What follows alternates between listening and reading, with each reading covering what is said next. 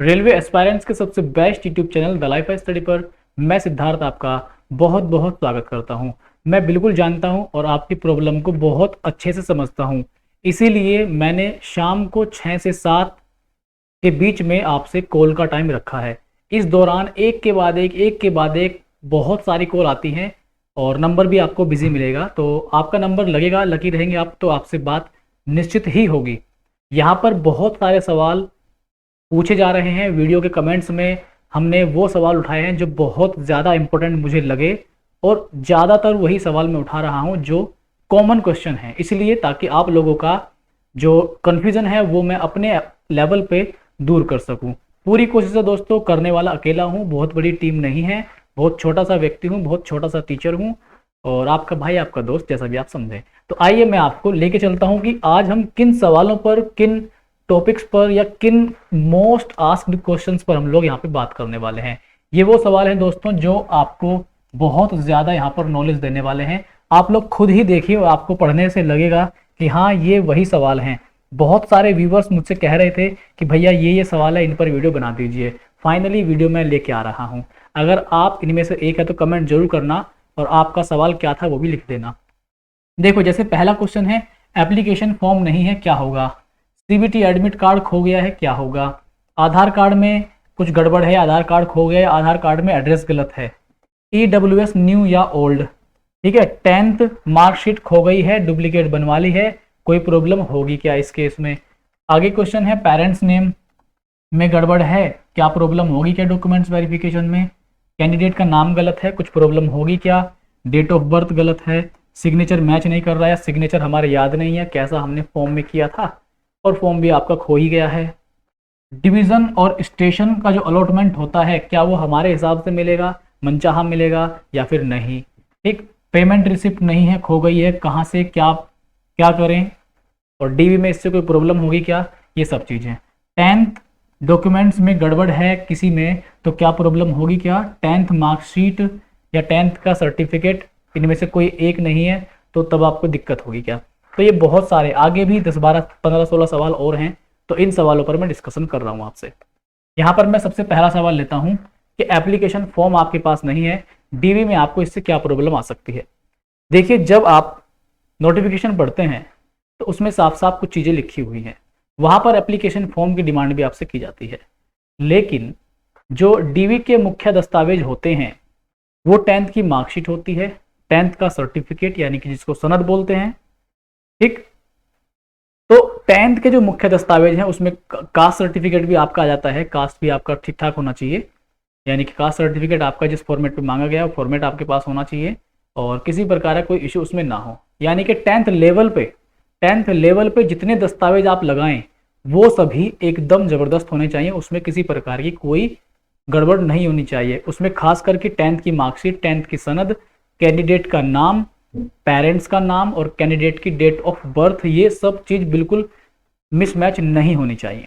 तो यहाँ पर एप्लीकेशन फॉर्म आपके पास नहीं है तो इससे इतनी बड़ी कोई प्रॉब्लम नहीं है। अगर नहीं है आपके पास एप्लीकेशन फॉर्म तो भी डीवी में इतनी बड़ी प्रॉब्लम आपको नहीं होगी। हालांकि आपसे पूछ सकते हैं लेकिन आई थिंक रिजेक्ट तो नहीं करेंगे, मेरे सामने अभी तक कोई ऐसी जानकारी नहीं है कि ऐसे मामले पर रिजेक्ट किया गया हो। दूसरा क्या है, सीबीटी एडमिट कार्ड। सीबीटी का जो कार्ड था आपको मिला था, एडमिट कार्ड जिस पे आपने एग्जाम दिया था या हॉल टिकट जिसको आप बोलते हैं, वो आपके पास नहीं है तो क्या इस केस में बाहर निकाल देंगे, रिजेक्ट कर देंगे? नहीं दोस्तों, ऐसा कुछ नहीं है। इस केस में भी आपको रिजेक्ट नहीं करेंगे, एक दो बात बोल सकते हैं, बाकी कुछ ऐसा इशू नहीं है, आपको रिजेक्ट नहीं करेंगे, डोंट वरी, ठीक है। एक चीज़ और, मेरे वीडियो और दूसरे यूट्यूबर्स के मुकाबले थोड़े से 10-5 मिनट लंबे हो जाते हैं। जिसको लंबे वीडियो देखना पसंद नहीं है वो जाके इंस्टाग्राम पे रील्स देख सकता है, वहाँ पे आपको फुल डिटेल मिल जाएगी 60 सेकंड में। एडमिट आधार कार्ड खो गया है तो भाई नया बनवा लो, या आधार कार्ड में एड्रेस अगर गलत है, मेरे पास ये इशू आया कि आधार कार्ड में एड्रेस गलत है, क्या करें? भैया आधार कार्ड को आप चेंज करा सकते हो, उसमें एड्रेस अपना जो सभी डॉक्यूमेंट्स में एड्रेस है वो सब सेम करा लो, ठीक है, ताकि आपको कोई प्रॉब्लम ना हो। ईडब्ल्यूएस नया या ओल्ड? नया भी चलता है ईडब्ल्यूएस और ओल्ड भी चलता है, ठीक है। पहले पहले क्या ओल्ड ही मांगा जाता था, लेकिन एक नया नोटिफिकेशन आया था लास्ट ईयर, उसमें बताया गया था कि ईडब्ल्यूएस आपका अगर नया भी है तो भी मान्य होगा, स्वीकार्य होगा, ठीक है। अगला जो क्वेश्चन है, पेरेंट्स का नेम में गलत हो रखा है। देखो, पेरेंट्स के नेम में गड़बड़ है, मैं कह रहा हूं कि 10th लेवल पे कोई गड़बड़ नहीं होनी चाहिए पेरेंट्स के नेम में। क्योंकि वैकेंसी 10th पर है।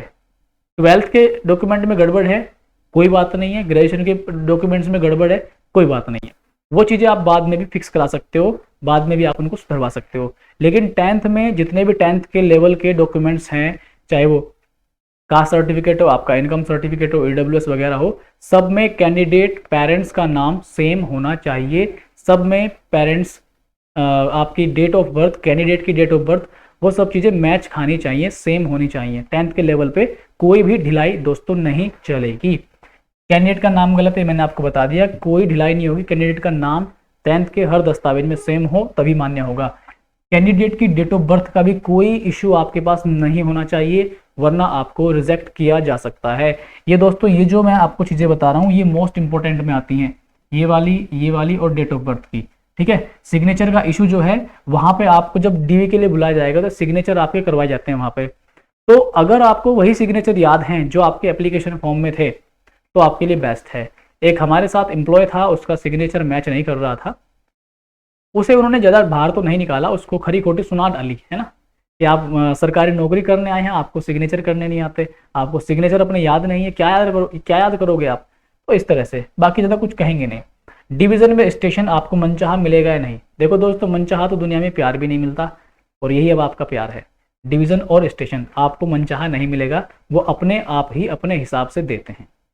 हाँ, आपकी कोई जान पहचान है, आपका कोई सीनियर, आपका कोई भाई बहन फैमिली में से उस डिवीज़न में, उस जोन में पहले से ही पोस्टेड है, तो थोड़ा बहुत उसके लिंक अगर है तो आप समझ जाओ। बाकी ठीक है, हो सकती है चीज़ें। पेमेंट रिसिप्ट नहीं है, कोई प्रॉब्लम नहीं है, पेमेंट रिसिप्ट नहीं है, धूम धड़ाके से जाओ, कोई दिक्कत नहीं है, टेंशन मत लो। ठीक है, 10th के डॉक्यूमेंट्स में गड़बड़ है, मैंने बोला 10th के किसी भी दस्तावेज में कोई गड़बड़ स्वीकार्य नहीं होती, क्योंकि वैकेंसी 10th पर है दोस्तों। ठीक है, 10th मार्कशीट प्लस सर्टिफिकेट। चक्कर ये है कुछ लोगों के पास कि 10th की मार्कशीट तो है, सर्टिफिकेट नहीं है। देखो, कुछ टाइम पहले 10th की मार्कशीट और 10th का सर्टिफिकेट यानी कि सनद अलग अलग आते थे, लेकिन बदलता समय है तो 10th की मार्कशीट और सनद एक ही में आने लगे। आप अपनी मार्कशीट को अलट पलट के करके देखिए, कहीं पे सर्टिफिकेट नंबर लिखा हुआ होगा कोने में, 10, 12, 15 अंकों का एक सर्टिफिकेट नंबर लिखा हुआ होगा। इसका मतलब ये है कि आपकी मार्कशीट में ही आपकी सनद भी इंक्लूडेड है, दोनों एक ही में है। ठीक, अगला है कि 10th की मार्कशीट खो गई है, डुप्लीकेट बनवा ली है, कोई प्रॉब्लम होगी या नहीं होगी इस केस में। देखो, 10th की मार्कशीट खो गई है, डुप्लीकेट बनवाई, डुप्लीकेट अगर आपने बोर्ड से ही बनवाई है तो कोई दिक्कत आपके पास नहीं है। बोर्ड से ही बनवाई है तो कोई दिक्कत नहीं है, और आपने कॉपी लेके जा रहे हो उसकी तो थोड़ी शायद आपको समस्या झेलनी पड़ सकती है, तो थोड़ा सा सावधान रहना। कोई भी किसी तरह की अपनी ओर से चीट करने की कोशिश मत करना, वरना दोस्तों चीट बर्दाश्त बिल्कुल नहीं करते वो लोग, ये बात आप ध्यान रखो। क्यों बर्दाश्त नहीं करेंगे? क्योंकि अगर आप सरकारी महकमे को ही धोखे में रखोगे तो फिर वो स्वीकार्य नहीं होगा। बाकी आप समझदार हैं ही, तो अगर आपने बोर्ड से निकलवाई है कोई दिक्कत नहीं है, आराम से लेके जाओ। ठीक है, आगे मैं लेके चलता हूँ, बहुत इंपॉर्टेंट सवाल है आगे भी ऐसे ही सवाल, और ये क्वेश्चन आपके लिए जानना जरूरी है, चाहे इसमें से कोई क्वेरी आपकी हो या ना हो, लेकिन आपके लिए जानना जरूरी है क्योंकि आपको भी इससे नॉलेज होगी। डॉक्यूमेंट में एप्लीकेशन वाला फोटोज लगाएं या लेटेस्ट फोटो लगाएं। देखो, डॉक्यूमेंट वेरिफिकेशन में अगर आपके पास एप्लीकेशन वाले फोटोज हैं तो लगा दो, बाकी नहीं है तो भी चलेगा, क्योंकि भाई वैकेंसी देखो कब की थी, 19 की थी, तो ये भी थोड़ा सा नहीं लगा सकते, कोई दिक्कत नहीं है। PME क्या है? Periodic medical examination. ये तो जब आप सिलेक्शन ले लोगे, पोस्टिंग आपकी हो जाएगी, तो समय समय पर आपका पीरियोडिक मेडिकल एग्जामिनेशन होता है, हमारा भी होता रहता है, तो वो टाइम टाइम पर PME होता रहता है मेडिकल स्टाफ का। ठीक है, पोस्ट प्रेफरेंस के हिसाब से पोस्ट मिलती है कि नहीं, जरूरी नहीं है, कभी कभी हाँ और कभी कभी ना भी, तो कोई 100% श्योर नहीं है, 50-50 का गेम है, डिपेंड करता है मार्क्स पर, वैकेंसी पर और आपके मेडिकल स्टैंडर्ड पर। ठीक, इसका फुल डिटेल वीडियो मैंने बना दिया है, जाके आप चेक कर सकते हैं, बहुत सारे वीडियोस मैं ऑलरेडी बना चुका हूं दोस्तों। आगे जैसे कास्ट सर्टिफिकेट है आपका, कास्ट सर्टिफिकेट कैसे बनेगा? देखो भाई, कास्ट सर्टिफिकेट ऑनलाइन भी बनता है, ऑनलाइन वाला यानी कि डिजिटल भी मान्य हो जाता है, और ऑफलाइन आप तहसील जा सकते हैं, अपने नज़दीकी तहसील जा सकते हैं, वहाँ पर भी आप बनवा सकते हैं। ठीक, और मेरे पास ये सवाल आया था कि भाई जो कास्ट सर्टिफिकेट है वो किसका बना हुआ चलेगा? भाई देखो, SDM से बनवा लो चल जाएगा, SDO से बनवा लो चल जाएगा। ठीक है, तहसील में जाके जो उच्च अधिकारी होता है बनवा लो आप, चल जाएगा। ठीक है, बाकी नोटिफिकेशन पढ़ो, उसमें मैंने बता रखा है किस किस का बनवाओगे तो आप आराम से, कोई दिक्कत आपको नहीं आएगी। क्या कहा गया है? DV डॉक्यूमेंट वेरिफिकेशन है, कैसे बुलाया जाएगा? देखो, जब PET आपका सभी का फाइनल हो जाएगा, तो या PET आपका मान लीजिए हो गया और DV के लिए बुलाया जाना है, तो आपके मोबाइल नंबर पे मैसेज आएगा, आपके मोबाइल नंबर पे मैसेज आएगा, ठीक, कि भाई आप शॉर्ट लिस्टेड कर दिए गए हैं और आप मेरिट में आपका नाम आ जाएगा, ठीक है। जो मेरिट बनेगी उसके बाद आपको डीवी के लिए बुलाया जाएगा। तो वो एक लिस्ट जारी करते हैं, भाई इतने 500 मेंबर की लिस्ट है या 1000 मेंबर की या 2000 की, जो भी, वो एक लिस्ट जारी करते हैं, उसमें आपको डीवी के लिए बुलाया जाता है। उस लिस्ट में आपका नाम है तो डेफिनेटली आप जाएंगे, उसमें पूरा स्केड्यूल आपको बताया जाएगा कि कब कब आपको डीवी के लिए जाना है, ठीक है। समझ गए ना बाकी आप लोग। तो डीवी के लिए आपको मोबाइल नंबर आपके पास वो होना चाहिए जो आपने फॉर्म में डाला था। अगर वो मोबाइल नंबर आपके पास नहीं है दोस्तों तो आपको दिक्कत हो सकती है, ठीक है, मैं कह रहा हूँ दिक्कत हो सकती है। अगला वीडियो मैं लेके आने वाला हूँ कि मेरे पास जब मेरे को डीवी के लिए बुलाया गया था तो कौन कौन से दस्तावेज मुझे बनवाने पड़े थे ज्वाइनिंग के लिए, मैं वो सारी चीज़ें आपको बताऊंगा, ठीक। हुबली का ग्राउंड कितने मीटर का है? भाई 250 मीटर का है, मेरी जितनी नॉलेज है। बीच बीच में 400 मीटर के चर्चे भी हम सुन रहे थे, बट एक और वीडियो सामने आया था जिसमें कि 250 मीटर का ही बताया गया है, ठीक। लेसिक अलाउ है क्या? हाँ भाई बिल्कुल लेसिक अलाउ है। इसके ऊपर मैंने फुल डिटेल वीडियो बनाया हुआ है, जाके आप प्लेलिस्ट चेक करें, वहाँ पे फुल डिटेल विद नोटिफिकेशन में क्या क्या कहा गया है, सारे डिटेल वहाँ पे है। लेकिन एक वर्ड में अगर कहूँ तो लेसिक अलाउ है, लेकिन पूरी जानकारी के बिना मत कराना। डॉक्यूमेंट वेरिफिकेशन में कितना समय मिलता है? देखो जब आपकी पीईटी क्लियर हो जाएगा, शॉर्ट लिस्ट किया जाएगा आपको, आपका डीवी के लिए मतलब डीवी के लिए आप क्वालिफाई हो जाएंगे, शॉर्ट लिस्टेड किए जाएंगे, तो कम से भी कम आपको 20 दिन या 15 दिन का टाइम आपको मिलेगा। क्यों मिलेगा टाइम? ताकि उस दौरान आप अपने डॉक्यूमेंट्स वगैरह जो बची हुई चीज़ें उनको रेडी करा लें, ठीक। अगला जो क्वेश्चन है आपका, कास्ट नहीं प्रोड्यूस कर पाए। देखो कास्ट सर्टिफिकेट अगर आप बहुत अनलकी हैं, किसी भी रीजन से कास्ट सर्टिफिकेट अगर आप वहां पर प्रोड्यूस नहीं कर पाए तो आप टेंशन मत लो, लेकिन आपके इस केस में नंबर थोड़े से ज्यादा होने चाहिए जिससे कि आप यूआर में फाइट कर सके, जनरल कैटेगरी कैंडिडेट के साथ आप लोग फाइट कर सके। तो आखिरी रास्ता वही बचता है आपके पास। फिर है कास्ट सर्टिफिकेट ऑनलाइन या ऑफलाइन। भाई ऑनलाइन भी अप्लाई हो जाता है और ऑफलाइन भी अप्लाई हो जाता है। नेक्स्ट क्वेश्चन है वेटिंग लिस्ट आएगी क्या? देखो भाई ये सवाल अभी भी बना हुआ है हमारे दिमाग में कि वेटिंग लिस्ट आएगी क्या। देखो मेरे ख्याल से वेटिंग लिस्ट आनी चाहिए और मे भी आ सकती है। रीजन है कि बहुत सारे लोग अभी ज्वाइन कर लेंगे, कुछ लोगों का नंबर एनटीपीसी में भी आया हुआ है, बहुत सारे लोग जो हैं पेपर देते रहते हैं, बाद में भी ज्वाइनिंग के बाद में भी वो लोग पेपर देते रहते हैं। तो किसी का हाल ही में सिलेक्शन कहीं दूसरी जगह रुका हुआ है लेकिन वो वहाँ पे लेना चाहता है, या कुछ टाइम जॉब की है उसके बाद उसने अपनी किसी स्टेट का फॉर्म डाला, नंबर आ गया, सीपीओ में नंबर आ गया, सीजीएल में, सीएचएसएल में, बहुत तरह के फॉर्म सब लोग डालते ही हैं, तो वो छोड़ के क्विट करके वहाँ चला गया। तो इस तरह से धीरे धीरे क्या होता रहता है, जगह खाली होती रहती है। जब रेलवे को स्टाफ की कमी पड़ेगी तो हो सकता है कि वेटिंग लिस्ट आए। और हम और आप अभी जिंदा है ना दोस्तों, बहुत सारे बड़े बड़े यूट्यूब चैनल हैं, मेरा तो अस्तित्व कुछ भी नहीं है, सब लोग मिलकर हम आवाज उठाएंगे और पूरी कोशिश करेंगे। तो डरना बिल्कुल नहीं है, घबराना बिल्कुल नहीं है। नेक्स्ट है कि सेम ईयर आईटीआई या कोई डिग्री की है। देखो सेम ईयर आपने आईटीआई या कोई डिग्री की है और आप उसके दस्तावेज लगाना चाहते हैं, तो देखो सेम ईयर वाले कभी भी डॉक्यूमेंट साथ में मत लगाना, उसमें से आप उसी दस्तावेज का चुनाव करना, वही दस्तावेज को लगाना जो आपको जरूरी लगता हो, जो आपके लिए फायदेमंद हो सकता है। तो सेम ईयर वाले डॉक्यूमेंट्स डीवी में मत लगा देना, वरना केवल और केवल आप फंसोगे, आप ठीक है। आगे और भी क्वेश्चन है दोस्तों यहाँ पर, देखिए ये कुछ क्वेश्चन है, इनके बारे में भी हम लोग चर्चा कर लेते हैं। यहाँ पर क्या कहा गया, स्टेट में ओबीसी बट सेंट्रल लिस्ट में नाम नहीं है तो क्या होगा। देखो मेरे पास कुछ क्वेरी आए कि स्टेट में हम लोग ओबीसी में आते हैं या स्टेट लिस्ट में हमारा नाम ओबीसी में है, लेकिन जब हम सेंट्रल लिस्ट में देख रहे हैं तो वहां पे हमारी कास्ट ही नहीं है, वहां पे हमारी सेम कास्ट ही नहीं है, उसके जैसी मिलती जुलती है लेकिन थोड़ा बहुत चेंज है। तो देखो अगर ऐसी स्थिति है, कुछ चीजें क्या होती हैं कि आप स्टेट में तो आते हैं ओबीसी में और सेंटर में आते हैं जनरल में, स्टेट में आते हैं ओबीसी में और सेंटर में आते हैं जनरल में। तो उस केस में अभी मैं डिटेल निकाल रहा हूं, जैसे ही मैं पूरी डिटेल पाऊंगा तो मैं आपको जानकारी दे दूंगा। मैं कोई भी गलत कमेंट अपनी ओर से यहां पर नहीं करना चाहूंगा। तो ये मामला मेरे हिसाब से अभी मेरे लिए पेंडिंग पड़ा है। आपको अगर किसी को जानकारी है तो प्लीज आप मेरी भी हेल्प कीजिए और मैं आपकी भी हेल्प कर रहा हूं, तो आप लोग कमेंट में जरूर बताना। कास्ट सर्टिफिकेट किसका बना हुआ होना चाहिए, वही मैंने बता दिया, तहसील जाइए, एसडीएम या एसडीओ का बनवा लीजिए, चल जाएगा आपका, ठीक है। एसडीएम का बनवाया था मैंने, तो आप एसडीएम का ही बनवा लो, कोई इश्यू नहीं है, ठीक।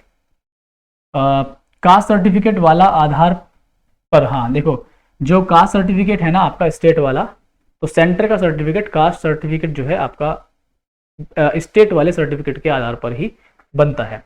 फॉर्मेट लेकर तहसील जाओ, ठीक है, फॉर्मेट लेकर आप तहसील जाओ। जैसे मैं गया था, मैं रेलवे का स्पेशल फॉर्मेट लेकर तहसील गया था और मैंने उसी फॉर्मेट पर हूबहू स्टेट के आधार पर सेंटर का बनवा लिया था। मेरी कुछ जान पहचान की जानकारी थी तो मैंने अपने हिसाब से अपने अकॉर्डिंग चीज़ों को व्यवस्थित करा लिया था। मैरिज सर्टिफिकेट है, देखो दोस्तों, अगर आपकी शादी हो रखी है तो आप डॉक्यूमेंट वेरिफिकेशन में अभी मैरिज सर्टिफिकेट लगा दें। रीज़न, जब आप रेलवे एम्प्लॉय बन जाते हैं तो आपको रेलवे कुछ सुविधा देता है आपकी फैमिली के लिए। चिल्ड्रन की पढ़ाई का खर्चा, ठीक है, चाइल्ड केयर फंड होता है, ठीक है, CCA करके चाइल्ड केयर अलाउंसेस होते हैं, वो मिलता है, और चिल्ड्रन की एजुकेशन का आपको पैसा मिलता है, तो वो भी आप लगा दें तो ज़्यादा अच्छा है अगर आप लाभ लेना चाहते हैं तो। ठीक है, DV एंड मेडिकल के लिए हमने ग्रुप बनाया हुआ है एक टेलीग्राम पे, इस वीडियो के नीचे आपको लिंक मिल जाएगा, तो इस ग्रुप को आप लोग जरूर ज्वाइन कर लें। दोस्तों, इसमें मेरा कोई स्वार्थ नहीं है, ग्रुप ज्वाइन करना बिल्कुल फ्री है, बहुत सारे लोग वहाँ पे ज्वाइन कर चुके हैं ऑलरेडी, तो आप भी ज्वाइन करें। और डॉक्यूमेंट वेरिफिकेशन, मेडिकल से रिलेटेड कोई भी क्वेरी है वहाँ पे पूछें, एक दूसरे की हेल्प करें, हम भी अपनी ओर से एफर्ट करते रहते हैं, नोटिफिकेशन उसमें डालते रहते हैं। ठीक है, इस ग्रुप को कभी छोड़ना मत, ऐसा मत करना कि आपका काम निकला और आपने ग्रुप छोड़ दिया। मेरी ये कोशिश है कि हम जितने भी लोग हैं सिलेक्टेड, मैं और आप जितने भी मेरे छोटे भाई बहन आएंगे सिलेक्शन लेके, हम एक ऐसा एनवायरनमेंट क्रिएट करेंगे जिससे कि हम अपने से जूनियर लोगों की हेल्प कर सकें। वीडियो थोड़ा लंबा जरूर हुआ होगा, मैं बोल रहा हूँ, जिसको टाइम लगता है वो शॉर्ट्स देखें, रील देखें। आज के लिए इतना ही रखते हैं, अगले टॉपिक में मुलाकात होगी। कमेंट में जरूर बताएं किस टॉपिक पर वीडियो चाहिए, और इस चैनल को सब्सक्राइब कर सकते हैं, वीडियो को लाइक कर सकते हैं और शेयर भी कर सकते हैं। मिलते हैं नेक्स्ट वीडियो में, तब तक के लिए बहुत बहुत नमस्कार। आपको TV और मेडिकल के लिए कॉन्ग्रेचुलेशन और PET पास करने के लिए भी कॉन्ग्रेचुलेशन। डरना नहीं, घबराना नहीं, चलते जाओ, मंजिल अपने आप मिलेगी। बाय दोस्तों।